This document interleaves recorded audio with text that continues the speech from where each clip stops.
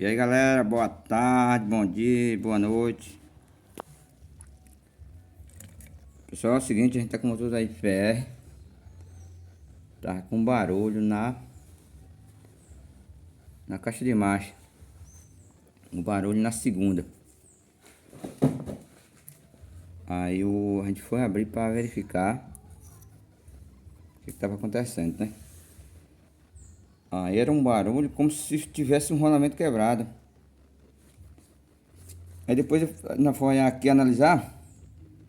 Tá com barulho na segunda.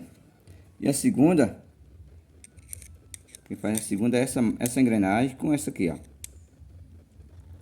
Entendeu? Quando eu for girando ela, eu vou girar ela que você vai ver que tá. Nós vamos achar o defeito.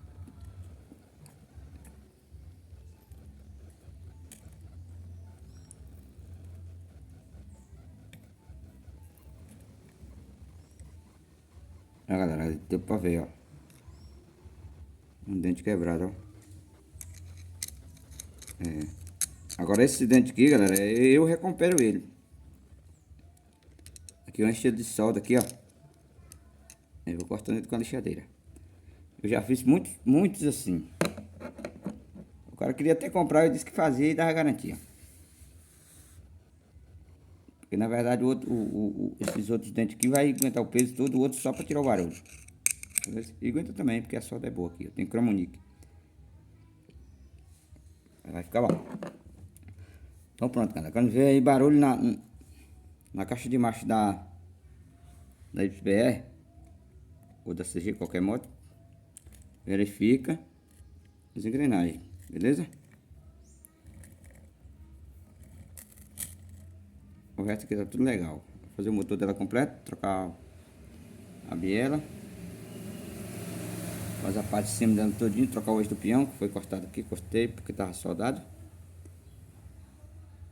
E aí por diante. Aí eu quero pedir aí a galera para inscrever no canal, passar aqui na lojinha do Almiro, precisar de alguma peça.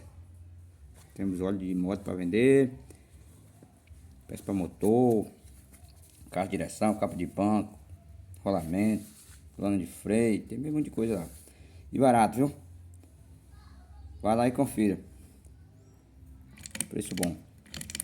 Valeu? Bom dia, boa tarde e boa noite. Até o próximo vídeo.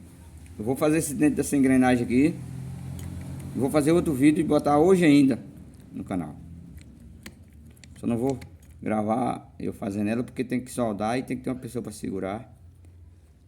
E no momento não tem não. Ninguém aqui não. É só eu mesmo. Valeu, galera!